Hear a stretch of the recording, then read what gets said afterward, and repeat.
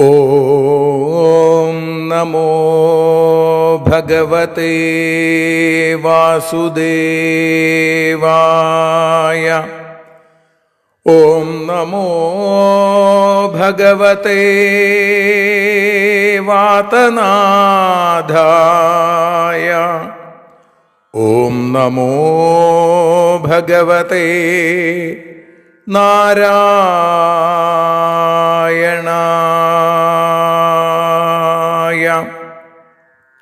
ഏവർക്കും നാരായണീയ മധുരം ആസ്വദിക്കാൻ ഒരിക്കൽ കൂടി സ്വാഗതം.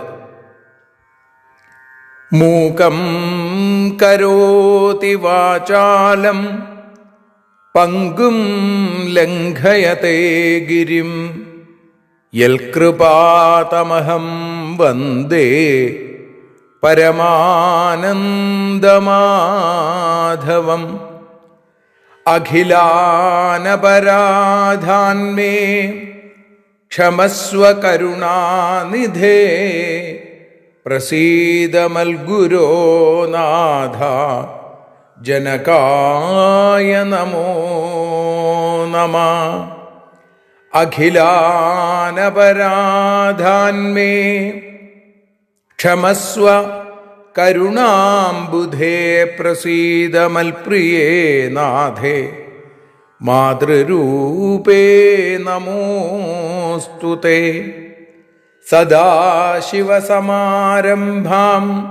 ശങ്കരാചാര്യമധ്യമാം അസ്മദാചാര്യപര്യന്താം വന്ദേ ഗുരുപരമ്പരാം.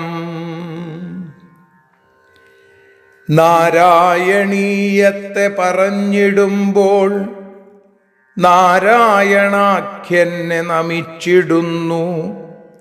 നാരായണൻ വായുപുരത്തിലീശൻ നാവിൽ നിറഞ്ഞെന്നെ തുണച്ചിടേണേ.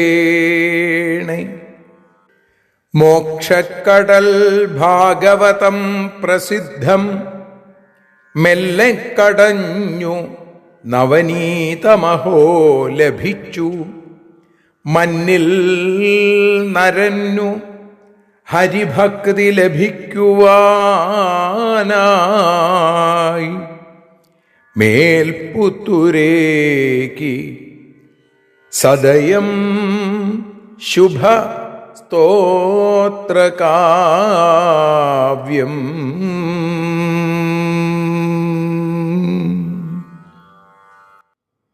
ശ്രീമന്നാരായണീയത്തെ നാരായണീയ മധുരമായി നാം ആസ്വദിക്കാൻ തുടങ്ങിയിട്ട് ഇന്ന് 141 ദിവസം, 14 ദശകത്തിൽ 3 ശ്ലോകമാണ് നമ്മൾ ഇന്ന് വിചാരം ചെയ്യുന്നത്. ആ കർദമ പ്രജാപതിയുടെ മുമ്പിൽ ഭഗവാൻ പ്രത്യക്ഷപ്പെട്ടതായിട്ടുള്ള രംഗത്തെ അവിടെ ഈ ശ്ലോകത്തിലൂടെ വർണ്ണിക്കുന്നു. ആദ്യം ശ്ലോകം, അതിനുശേഷം അതിൻ്റെ അർത്ഥം, തുടർന്ന് വീണ്ടും ഒരിക്കൽ കൂടി ശ്ലോകം ചൊല്ലി അതിൻ്റെ ഭാഷാഗാനമായിരിക്കുന്ന ശ്രീഹരിയം പാടി നമുക്ക് സമർപ്പിക്കാം.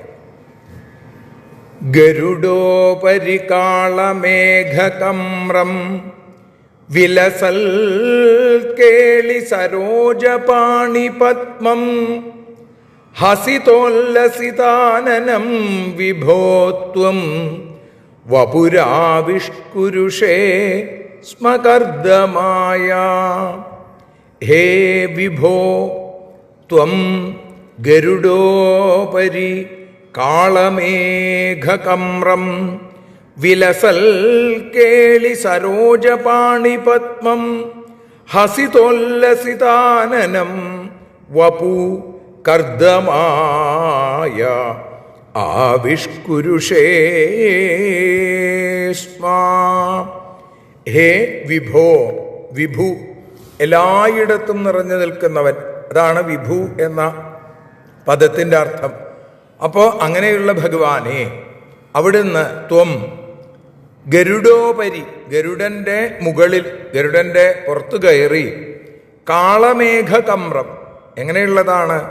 മഴക്കാറുപോലെ അതിസുന്ദരമായിരിക്കുന്ന ഭഗവാന്റെ നിറം അല്ലേ, മേഘശ്യാമളവർണ്ണനാണ്. അങ്ങനെ മഴക്കാറുപോലെ മനോഹരമായ വിലസൽ കേളി സരോജപാണിപത്മം, കയ്യിൽ കേളി സരോജം എന്ന് വെച്ചാൽ കളിത്താമര, കേളി കളിയാണ് അല്ലേ. അപ്പോൾ ആ കളിത്താമര ചുഴറ്റിക്കൊണ്ട് അതിങ്ങനെ കയ്യിലെടുത്ത് പാണിപത്മം, കൈകളാകുന്ന ആ താമരപ്പൂവിൽ മറ്റൊരു കളിത്താമര കയ്യിൽ പിടിച്ചും കൊണ്ടാണ് ഭഗവാൻ. ഹസിതോല്ലസിതാനനം, പുഞ്ചിരിപ്രഭ പരന്ന് ശോഭിക്കുന്ന മുഖം. അങ്ങനെയുള്ള വപു, ആ ഭഗവാന്റെ സ്വരൂപത്തെ കർദ്ദമായ ആവിഷ്കുരുഷേസ്മ, കർദ്ദമന് പ്രത്യക്ഷമാക്കി കൊടുത്തു എന്ന് വെച്ചാൽ ഭഗവാൻ കർദ്ദമന്റെ മുമ്പിൽ പ്രത്യക്ഷപ്പെട്ടു. അവിടെ സുന്ദരമൂർത്തിയായിരിക്കുന്ന ഭഗവാനെ അയുതം സമാസിഷേവേ എന്നാണ് ഇന്നലെ പറഞ്ഞു നിർത്തിയത്. 10,000 വർഷക്കാലം സരസ്വതി നദിയുടെ തീരത്ത് ഭഗവൽ ഭജനം ചെയ്തു. അവിടെ ക്രിയായോഗം, പൂജാവിധിയാണ് കർദ്ദമൻ സ്വീകരിച്ചതെന്ന് പറയുന്നു. അപ്പോൾ ഏത് രൂപത്തിലാണോ ഭഗവാനെ സ്മരിക്കുന്നത് ആ രൂപത്തിൽ ഭഗവാൻ പ്രത്യക്ഷപ്പെടുക. അങ്ങനെയാണ് ഇവിടെ ആർക്കും അവരവരുടെ ഇഷ്ടത്തിനനുസരിച്ച് ഭഗവാനെ ഭജിക്കാം. അപ്പോൾ ഏത് രൂപത്തിലാണോ ഭജനം ആ രൂപത്തിൽ ഭഗവാന്റെ ദർശനം. അങ്ങനെയാണ്. അപ്പം ഇവിടെ മഞ്ഞപ്പട്ടുടുത്ത് ആ മനോഹരമായ മണിക്കിരീടം ചാർത്തി മകരകുണ്ടലങ്ങൾ അണിഞ്ഞ് മന്ദഹാസത്തോടുകൂടി കൗസ്തുഭരത്നം, വനമാല, മുത്തുമാലകളൊക്കെ ധരിച്ച് ആ അതിസുന്ദരമായ ഭഗവാന്റെ രൂപം, ആ രൂപത്തോടു കൂടിയിട്ടാണ് കർദ്ദമൻ ഭഗവാനെ ധ്യാനിച്ചത്, ഭഗവാനെ പൂജിച്ചത്, ഭഗവാനെ സ്മരിച്ചത്. അതുകൊണ്ട് തന്നെ ആ രൂപത്തിൽ തന്നെ ഭഗവാൻ കർദ്ദമന് ദർശനം കൊടുത്തു എന്ന് പറയുന്ന ആ ഭാഗം നമുക്ക് ആ ശ്ലോകം ഒരിക്കൽ കൂടി ചൊല്ലാം. അതിനുശേഷം അതിൻ്റെ പരിഭാഷയായ ശ്രീഹരിയത്തിലേക്ക് കടക്കാം. ഗരുഡോപരികാളമേഘകമ്രം വിലസൽ കേളി സരോജപാണിപത്മം ഹസിതോല്ലസിതാനനം വിഭോത്വം വപുരാവിഷ്കുരുഷേ സ്മ കർദ്ദമായ. നാരായണ നാരായണ നാരായണ നാരായണ നാരായണ നാരായണ കപിലമൂർത്തേ. നാരായണ നാരായണ പാവനകീർത്തേ. തപം ചെയ്ത കർദ്ദമനു തമസ്സെല്ലാം അകറ്റുവാൻ താമരപ്പൂക്കളുമായി ഭഗവാനെത്തി. പുഞ്ചിരിപ്രഭ ചൊരിയും സുന്ദരമാം തവ രൂപം പൂനീലാവായി കർദ്ദമനു പ്രത്യക്ഷമായി. നാരായണ നാരായണ നാരായണ നാരായണ നാരായണ നാരായണ കപിലമൂർത്തേ. നാരായണ നാരായണ പാവനകീർത്തേ. കായേന വാചാ മനസേന്ദ്രിയർവാം ബുദ്ധ്യാത്മനാ വാ പ്രകൃതേ സ്വഭാവാൽ കരോമി യദ്യൽ സകലം പരസ്മൈ നാരായണായേതി സമർപ്പയാമി. സർവം നാരായണായേതി സമർപ്പയാമി.